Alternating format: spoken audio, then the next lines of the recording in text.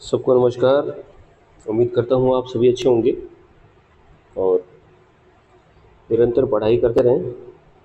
आज हम बात करेंगे अर्थशास्त्र के पहले चैप्टर के बारे में, जिसका नाम है विकास। तो विकास यानी डेवलपमेंट हम सभी के लिए अति आवश्यक है। जब हम इस डेवलपमेंट की बात करते हैं तो कुछ चीज़ें हमारे सामने घूमती है, कुछ प्रश्न हमारे सामने आते हैं।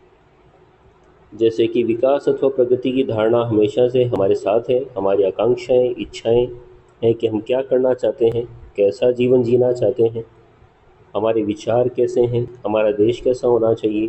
ठीक है, अनिवार्य वस्तुएं क्या हैं, जीवन को बेहतर कैसे बनाया जा सकता है, लोग मिलजुल कर कैसे काम कर सकते हैं, समानताएं कैसे हो सकती हैं। ये बहुत से ऐसे प्रश्न हैं जिन प्रश्नों के जवाब ढूंढते रहते हैं हम लोग और हमेशा प्रयास करते रहते हैं। हम जब भी अर्थशास्त्र को पढ़ते हैं तो इन प्रश्नों के उत्तर प्राप्त करने के लिए हमें सिर्फ अर्थशास्त्र से ही इनके उत्तर प्राप्त नहीं होते। हमें कभी कभी इतिहास को भी पढ़ना पड़ता है और राजनीति विज्ञान का सहारा भी लेना पड़ता है। जाहिर सी बात है कि हम जो जीवन जी रहे हैं वो हमारे अतीत से प्रभावित है।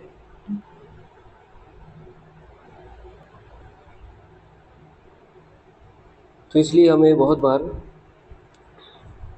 अन्य का सहारा भी लेना पड़ता है। और आप सभी को मालूम है कि सामाजिक विज्ञान जो होता है वो एक प्रकार का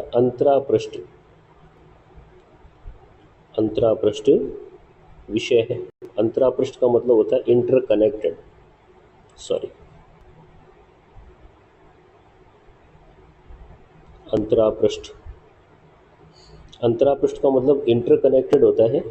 हम भूगोल पढ़ेंगे तो हमें इतिहास का भी सहयोग लेना होगा, इतिहास पढ़ेंगे तो हमें अर्थशास्त्र का, अर्थशास्त्र राजनीति विज्ञान, इस प्रकार ये सभी विषय एक दूसरे के साथ में कनेक्ट रहते हैं, इसलिए इसे अंतरापृष्ठ या इंटरकनेक्टेड कहा जाता है। आगे जब हम इसमें पढ़ते हैं तो अगली हेडिंग देखें क्या लिखी हुई है। विकास क्या वादा करता है? विभिन्न व्यक्ति, विभिन्न लक्ष्य। प्रत्येक प्रत्येक व्यक्ति के लिए प्रत्येक व्यक्ति के लिए विकास के जो लक्ष्य हैं वो भिन्न भिन्न होते हैं। जरूरी नहीं कि प्रत्येक व्यक्ति के लिए विकास के लक्ष्य हमेशा समान रहे। जैसे कि देखिए, आप यहाँ नीचे उदाहरण में देखेंगे तो आप पाएंगे कि यहाँ भूमिहीन ग्रामीण मजदूर, भूमिहीन ग्रामीण मजदूर के लिए विकास के लक्ष्य क्या होंगे? देखिए, काम के अधिक दिन और बेहतर मजदूरी, ये उसका एक लक्ष्य हो सकता है। ठीक है। दूसरा क्या हो सकता है? स्थानीय स्कूल उनके बच्चों को उत्तम शिक्षा प्रदान करें, ये उसका दूसरा लक्ष्य हो सकता है। ठीक है।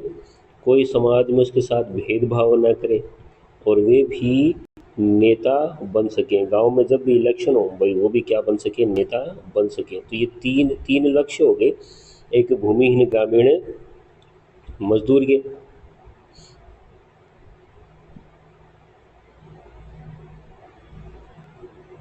अच्छा, उसी प्रकार देखिए, पंजाब का कोई समृद्ध किसान है, ये देखिए पंजाब का कोई समृद्ध किसान है तो उसके लिए विकास के लक्ष्य क्या हो सकते हैं? किसानों को उनकी उपज के लिए ज़्यादा समर्थन मूल्य मिले, मेहनती और सस्ते मजदूर प्राप्त हो जाएं, परिवार की आय बढ़ जाए और वो अपने बच्चों को विदेशों में पढ़ने के लिए भेज सकें। आपको शायद मालूम होगा, पंजाब के अधिकतर लोग कनाडा में बसे हुए हैं और बहुत से लोग वहाँ पर काम भी करने लग गए, घर भी बना लिए, बहुत से लोग सेटल हो गए वहाँ पर।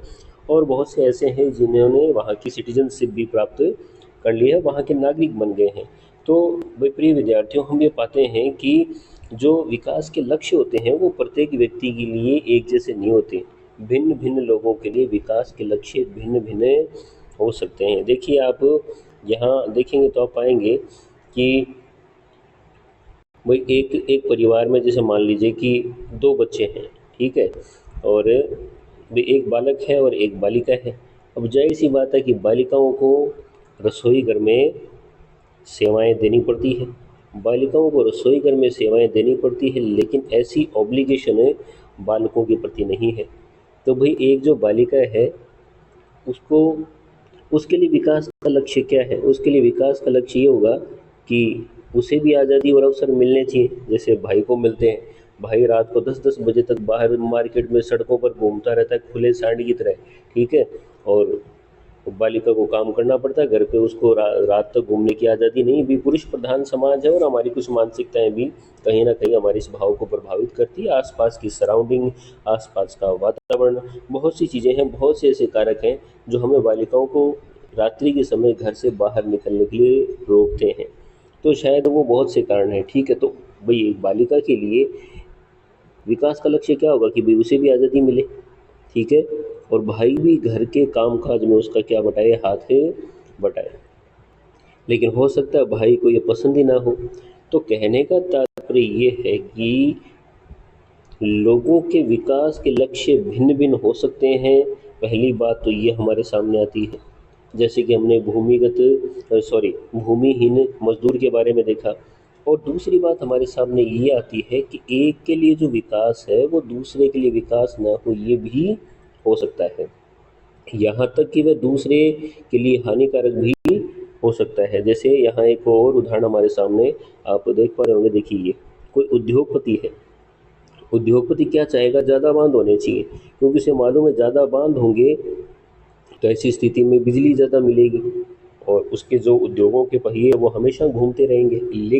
लेकिन उस बांध क्षेत्र में रहने वाले जो लोग हैं, वो कभी नहीं चाहेंगे कि बांध बने, क्योंकि इससे उनकी ज़मीन क्या हो जाएगी, जलमग्न हो जाएगी और उन लोगों को वहाँ से विस्थापित होना पड़ेगा, किसी दूसरे स्थान पर जाना पड़ेगा। हो सकता है ये जो छोटे लोग हैं इन्हें बांध की आवश्यकता ही ना हो। ये छोटे-छोटे चेक बांध बना करके या तालाब बना करके अपना काम चला लें। भाई चेक डैम समझते हैं ना, जैसे कि ये मान लीजिए ये कोई भूमि है, ठीक है? ये उच्च भूमि है और यहाँ से यूँ बहता हुआ यूँ पानी इधर आ रहा है। तो ऐसी स्थिति में ये लोग क्या करते हैं, यहाँ पर यूँ छोटे-छोटे बांध बना लेते हैं, ठीक है? जिनको चेक डैम कहा जाता है। तो ऊँचाई पर छोटी-छोटी पत्थर रख कर के, छोटी-छोटी दीवारें बना करके और वो इस प्रकार पानी को रोक लेते हैं। ज़्यादा ऊँची दीवारें नहीं बना सकते, क्योंकि वो पानी के बहाव के साथ में ढह जाएँगी, लोगों को नुकसान पहुँचा सकती हैं, ठीक है? और हो सकता है नीचे वो क्या बना लें, यहाँ या तालाब बना लें, जिससे उनकी ज़रूरतें पूरी हो जाएँ, उन्हें बाँध की आवश्यकता ही ना हो। तो देखिए उद्योगपति के लिए और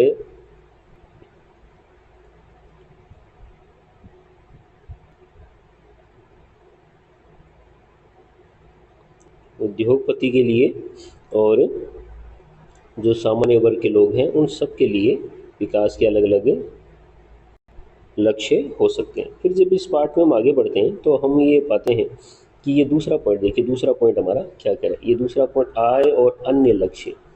मेरे प्रिय विद्यार्थियों, निश्चित रूप से हमारे लिए आय ज़रूरी है। इनकम हमारे लिए बहुत ज़रूरी है। हम बाज़ार में जाते हैं तो हमारी जेब में क्या होनी चाहिए, विटामिन एम की मात्रा होनी चाहिए। Vitamin M, M stand for money, ठीक है? मैं कई बार क्लास में इस शब्द का उपयोग करता हूँ।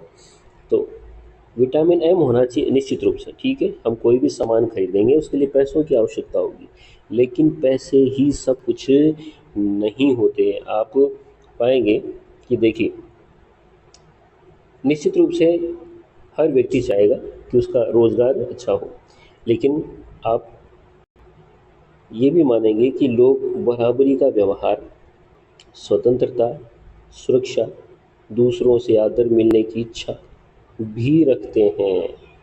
वे भेदभाव से प्रसन्न हैं। किसी व्यक्ति की सैलरी 20,000 है और वो किसी दूसरी फैक्ट्री में चला गया, दूसरी फैक्ट्री में उसको 30,000 मिल रहे हैं, 35,000 मिल रहे हैं, कुछ भी मान लीजिए, ठीक है? ऐसी स्थिति में मान लीजिए कि ए जो स्थान है, ए फैक्ट्री के अंदर 20,000 में उसकी कार्य परिस्थितियाँ अच्छी थी, लेकिन बी फैक्ट्री के अंदर 30 में भी उसकी कार्य परिस्थितियाँ अच्छी नहीं है, उसके साथ में अच्छा व्यवहार नहीं किया जाता, उसके साथ में सम्मान से बात नहीं की जाती, बराबरी का उसको अधिकार नहीं है। तो हम ये पाएंगे कि संख्यात्मक मान में तो परिवर्तन हो गया, 20 से 30 हो गया ये, लेकिन उसकी जो दशाएं हैं वो बद से बदतर हो गई हैं। तो ये जो स्थिति है वो सही नहीं है। तो निश्चित रूप से एक व्यक्ति आय के साथ साथ में अन्य लक्ष्यों की भी अपेक्षा रखता है।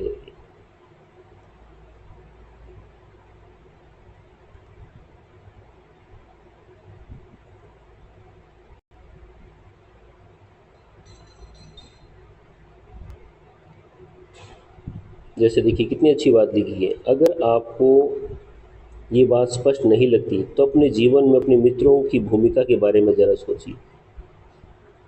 निश्चित रूप से पैसे महत्वपूर्ण हैं, रुपए पैसे हमारे लिए महत्वपूर्ण हैं, लेकिन रुपयों पैसों से अच्छी मित्रता को नहीं खरीदा जा सकता। संकट के समय जब हम दुखी होते हैं, जब हम अंदर से व्यथित होते हैं, तो अपने भाव, अपने विचार हम अपने दोस्तों के साथ में, अपने रिश्तेदारों के साथ में बाँटना पसंद करते हैं, और ऐसी जो चीज़ें होती हैं, उनको मापा नहीं जा सकता, लेकिन इनका हमारे जीवन में बहुत अधिक महत्व होता है। तो कहने का तात्पर्य ये है प्रिय विद्यार्थियों कि हमारे जीवन में आय के साथ-साथ में अन्य लक्ष्य भी ज़रूरी हैं, जो हमारे विकास में, हमारे डेवलपमेंट में हमारा सहयोग करते हैं। देखिए, एक और उदाहरण, है ना? एक और उदाहरण क्या बताएँ, जैसे आपको कहीं नौकरी मिल गई दूर-दराज के इलाके में, तो ज़ाहिर-सी बात है कि आय तो मिलेगी, इनकम तो मिलेगी, इसके साथ-साथ में हम अन्य कारक भी देखेंगे। ऐसा थोड़ी कि कहीं दूर स्थान पर हमें नौकरी मिल गई और हम पूरी फैमिली को वहाँ पर लेकर चले गए। बिना कुछ जाने समझे पूरी फैमिली को वहाँ लेकर के चले गए, तो ऐसा नहीं होता। पहले हम उस स्थान की कार्य परिस्थिति को देखते हैं, आस-पास के लोगों को देखते हैं, समाज को देखते हैं। अगर वो समाज रहने लायक है, तब हम अपनी फैमिली को, हमारे परिवार को वहाँ पर लेकर के जाते हैं। तो ये अन्य चीज़ें भी बहुत महत्वपूर्ण है। हम कह सकते हैं कि इसी तरह विकास के लिए लोग मिले-जुले लक्ष्यों को देखते हैं, सिर्फ़ आय को ही नहीं देखते, इसके साथ-साथ में अन्य लक्ष्यों का भी ध्यान रखते हैं।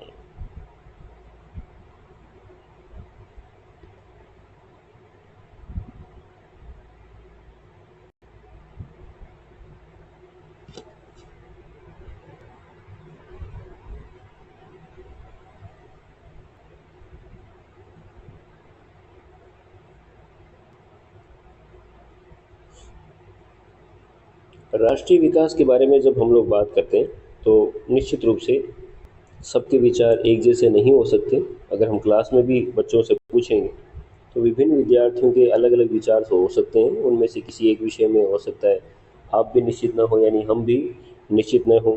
ये समझना बहुत आवश्यक है कि देश के विकास के विषय में विभिन्न लोगों की धारणाएँ भिन्न-भिन्न होती हैं, परस्पर विरोधी हो सकती है। तो राष्ट्रीय विकास का अभिप्राय है इन सभी प्रश्नों पर विचार करना।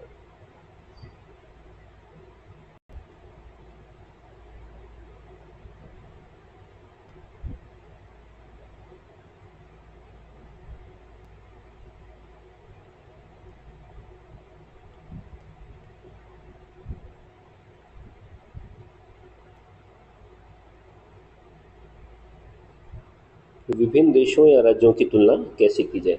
अब इस खंड में हम ये समझने की कोशिश करेंगे कि एक देश, एक राज्य, है ना? एक देश की दूसरे देश के साथ में, एक राज्य की दूसरे राज्य के साथ में तुलना कैसे करें हम? कैसे मालूम चले कि किसका विकास ज़्यादा है, किसका कम है?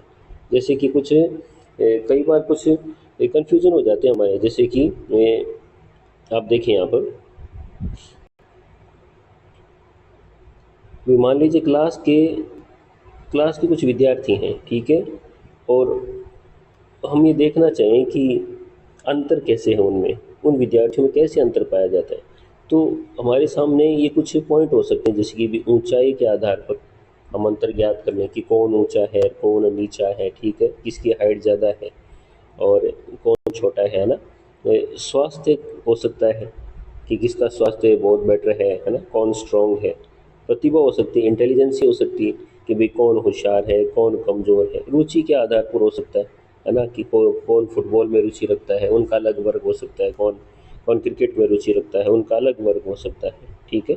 तो ये कुछ अलग-अलग मापदंड हो सकते हैं, लेकिन इनमें मतभेद भी हो सकता है। मतभेद कैसे हो सकते हैं? जैसे कि ये देखें आप कि हो सकता है सबसे स्वस्थ विद्यार्थी सबसे पढ़ाकू विद्यार्थी न हो। हमने स्वस्थ विद्यार्थी तो ढूँढ लिया, लेकिन हो सकता है वो पढ़ाई में कमज़ोर हो। या ये भी हो सकता है कि जो पढ़ाई में स्ट्रॉन्ग है, बुद्धिमान है, वो सबके साथ में मित्रता जैसा व्यवहार न रखता हो, और ज़्यादातर ऐसा ही होता है। जो पढ़ने में बहुत ज़्यादा होशियार होते हैं, उन वो सीमित रहते हैं, रिजर्व्ड रहते हैं। उनकी एक निश्चित परिधि होती है, उस परिधि के अंदर ही खुश रहना पसंद करते हैं। ठीक है, वो अपनी सीमाओं में अपने एक दो साथियों के बीच में इंटरकनेक्ट हो पाते हैं, और बाहर के जो लोग हैं उनके साथ में उनके कम ही संबंध रह पाते हैं। तो ये क्लास में भाई तुलना का यह आधार हो सकता है। तो हम जब भी तुलना करेंगे तो कुछ पैरामीटर को, कुछ संकेतक को, कुछ मापदंड को लेकर के, और उन मापदंडों के आधार पर ही हम तुलना करेंगे। तो मापदंड के आधार पर कैसे तुलना करेंगे? मापदंड के आधार पर, जैसे भाई हमारे पास में हम कुछ पैरामीटर लेकर के चलेंगे। फॉर एग्जांपल भाई आपको खेल कूद की कोई टीम बनानी है, क्रिकेट की टीम बनानी है, तो जाहिर सी बात है उन स्टूडेंट्स का सिलेक्शन किया जाएगा जो क्रिकेट खेलना जानते हो, क्रिकेट के बारे में थोड़ी बहुत समझ रखते हो। ठीक है, उन विद्यार्थियों का चयन किया जाएगा। वो वाद विवाद प्रतियोगिता है, वाद विवाद की कोई टीम बना रहे हैं, तो फिर ऐसे विद्यार्थियों का सिलेक्शन करना होगा जो बोलने में निपुण हो। ठीक है, स्टेज परफॉर्मेंस दे सकते हो, अपनी बात को, अपनी अभिव्यक्ति को स्पष्ट रूप से रख सकते हो। इसी के साथ साथ में मान लीजिए संगीत की कोई टीम बना रहे हैं, कोई ऐसी टीम बना रहे हैं जो स्टेज के ऊपर अपनी परफॉर्मेंस दे, गीत के माध्यम से या नृत्य के माध्यम से, डांस के माध्यम से। तो जाहिर सी बात है ऐसे स्टूडेंट का चयन किया जाएगा जो उस मामले में सटीक हों, अच्छे हों। तो इस प्रकार हम अलग अलग मापदंडों का प्रयोग करते हुए और विद्यार्थियों की कैटेगरी या उनकी टीम या उनके वर्ग बना सकते हैं।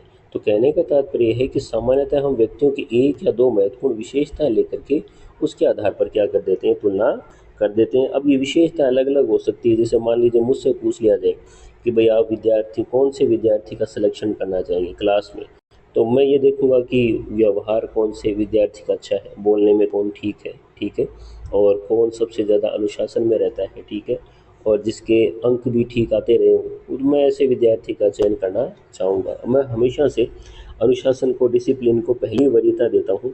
अगर कोई विद्यार्थी डिसिप्लिन में है तो अच्छे विद्यार्थी बनने के गुण उसमें हमेशा विद्यमान रहते हैं। वो निश्चित रूप से कुछ ना कुछ ज़रूर सीखेगा। मे भी हो सकता है वो 95% न लेकर के आए, लेकिन ऐसे विद्यार्थी निश्चित रूप से 80+ ले ही लेते हैं, क्योंकि वो ध्यानपूर्वक अध्यापक की बातों को सुनते हैं। ठीक है, और उनको अप्लाई करते हैं, थोड़ा अपने दिमाग का उपयोग करते हैं, और इस प्रकार उनके आंसर ठीक रहते हैं। जो विद्यार्थी बिल्कुल सुन ही नहीं रहा है, वो विद्यार्थी विद्यार्थी कहलाने के लायक नहीं है मेरी नज़र में। तो कुछ 2-3 पैरामीटर को ध्यान में रखते हुए मैं उस विद्यार्थी का सिलेक्शन करूँगा कि भाई ये फर्स्ट है, और ये सेकंड है, और ये थर्ड है। ठीक, इसी प्रकार जैसे मेरे विचार हैं वैसे किसी अन्य अध्यापक के और विचार हो सकते हैं। तो इस प्रकार हम तुलना कर सकते हैं। अब बात आती है राष्ट्र के आय की। राष्ट्र की आय की बात आती है, और हमें विभिन्न देशों की तुलना करनी पड़ती है। तो तुलना कर रहे हैं तो इसमें हम कुछ तुलना का आधार हमने यहाँ माना। देखिए, औसत आय, औसत आय को हमने तुलना का आधार माना है। भाई देशों के बीच में तुलना करेंगे तो औसत आय को एक आधार माना गया है, और इसी औसत आय को प्रति व्यक्ति आय भी कहते हैं। औसत आय कैसे ज्ञात होगी? देश की कुल आय को कुल जनसंख्या से भाग देकर निकाला जाता है। देश की जो कुल आय है, उस कुल आय में जो जनसंख्या है, जनसंख्या का भाग दे देंगे, तो ऐसी स्थिति में हमारी औसत आय ज्ञात हो जाएगी। और इस औसत आय के आधार पर ये तुलना कर लेंगे कि भाई ये देश तो 1 नंबर पर है और ये देश 2 नंबर पर है। लेकिन वास्तव में औसत आय उपयुक्त माप नहीं है। देखिए, उपयुक्त माप नहीं है। उपयुक्त माप क्यों नहीं है? भाई किसी देश की जनसंख्या कम होगी तो उसकी औसत आय ज़्यादा आ जाएगी, और अगर किसी देश की जनसंख्या ज़्यादा होगी तो उसकी औसत आय कम आ जाएगी। ऐसी स्थिति में हम लोग कैसे तुलना कर पाएंगे कि विकास के मामले में कौन सा देश आगे है और कौन सा देश पीछे है? लेकिन फिर भी औसत जो आय है, उस औसत आय को एक उपयुक्त माप मानते हुए, और ये आधार उपयुक्त माप तो नहीं है लेकिन एक आधार मानते हुए देशों की तुलना की गई है। और विश्व बैंक की विश्व रिपोर्ट के अनुसार देशों का वर्गीकरण इन्होंने इस मापदंड के आधार पर किया है, ठीक है। 2019 के अनुसार देखिए यूएस डॉलर, जिसका यूएस डॉलर 49,300 रुपये प्रति वर्ष है या इससे अधिक है, उसे समृद्ध या उच्च आय का माना गया है, ठीक है। ये एक वर्ग हो गया, ठीक है। जिसकी यूएस डॉलर प्रति वर्ष या उससे कम है आय, ठीक है, तो ये निम्न आय वाला हो गया। इसे अपन थर्ड नंबर कर देते हैं, ठीक है, ये थर्ड नंबर हो गया। और भारत की कितनी है, देखिए भारत की है यूएस डॉलर 6,700, ठीक है। तो 6,700 डॉलर प्रति वर्ष है, ये मध्यम वर्ग का, ये अपना सेकंड हो गया, ठीक है। तो इसे सेकंड हम मान लेते हैं। तो ये उच्च वर्ग पहला, उच्च वर्ग में 49,300, निम्न में 2,500, ठीक है। और भारत हमारा मध्यम वर्ग से संबंधित है। तो ये एक तुलना का आधार हो गया। अब यहाँ देखिए एक उदाहरण के माध्यम से इन्होंने स्पष्ट करने का प्रयास किया है कि औसत आय ठीक क्यों नहीं है। देखिए दो देश दे रखे हैं, एक देश क है और एक देश ख है, ठीक है। और ये माना गया है कि दोनों ही देशों में 5-5 निवासी रहते हैं, 5-5 लोग रह रहे हैं दोनों ही देशों में, और इन 500 लोगों की ये आय है। इन 500 लोगों की औसत आय ज्ञात करनी है आपको, और बताइएगा कमेंट सेक्शन में कि इन दोनों देशों की औसत आय कितनी है। औसत आय मालूम होगा आपको कैसे ज्ञात करनी है। जितने भी आपके समंक हैं उन समंकों का क्या कर देंगे, आप योग कर देंगे, ठीक है। और उस योग में जितने भी निवासी हैं उनका भाग दे देंगे, संख्या का भाग दे देंगे, तो 5 है, ठीक है। और ये कुल जब आएगा आप जोड़ लेंगे तो 50,000, और 50,000 में जब आप 5 का भाग दे देंगे तो ये औसत 10,000 हमें प्राप्त हो जाएगा, ठीक है। तो इसी 10,000 यहाँ भी 10,000 आ जाएगा, और इसका अगर आप औसत ज्ञात करेंगे तो यहाँ भी 10,000 ही आएगा। लेकिन भाई प्रिय विद्यार्थियों, अगर आप गौर करेंगे तो दोनों देशों के निवासियों की आय में कुछ आपको अंतर नजर आएगा। देश क में अगर आप देखेंगे तो देश क के अंदर 9,500, 10,500, 9,800, 10,000, 10,200। अगर आप गौर करेंगे तो औसतन प्रत्येक व्यक्ति की जो आय है वो 10,000 के आसपास है, 10,000 के आसपास है। यानी 500 जो लोग हैं वो 10,000 के आसपास ही अपनी आय को प्राप्त कर रहे हैं, इनकम को प्राप्त कर रहे हैं। लेकिन खै देश में स्थिति विपरीत है। खै देश में पहले जो 4 लोग हैं वो तो बहुत गरीब हैं, जो 500 रुपये ही कमा पा रहे हैं, लेकिन 5वें व्यक्ति की सैलरी कितनी है, 48,000 है। ऐसी स्थिति में जब हम अधिक आय वाले व्यक्ति की आय को भी जोड़ देते हैं तो हमारा औसत बराबर निकल करके आ जाता है। अब अगर आपसे कोई पूछे कि कौन से देश में रहना चाहोगे, कै देश में रहना चाहोगे या खै देश में रहना चाहोगे, तो अधिकांश विद्यार्थी कै देश में रहना पसंद करेंगे इन परिस्थितियों को देखते हुए। लेकिन मैं खै देश में रहना पसंद करूँगा अगर कोई मुझसे कहे कि सर आप 5वें व्यक्ति हैं खै देश में रहने वाले, तो ऐसी स्थिति में मैं कौन से देश में रहना पसंद करूँगा, खै देश में रहना पसंद करूँगा, ठीक है। तो ऐसी स्थिति आपकी भी हो सकती है। खैर जोक्स अपार्ट, बाकी ये सारी चीज़ें इसमें दी हुई है, आप लोग इसे पढ़ लेंगे तो समझ जाएंगे कि ये क्या लिखा हुआ है। तो पार्ट को यहीं करते हैं, इस पार्ट को, और बाकी बचे हुए पार्ट को हम अगले पोर्शन में, अगले वीडियो में देख लेंगे। आप ज़रूर बताइएगा कमेंट सेक्शन में कि यहाँ तक की बातें आपको समझ में आई या नहीं आई, और कौन सी बात आपकी समझ में नहीं आई वो आप ज़रूर बताइएगा। Thank you.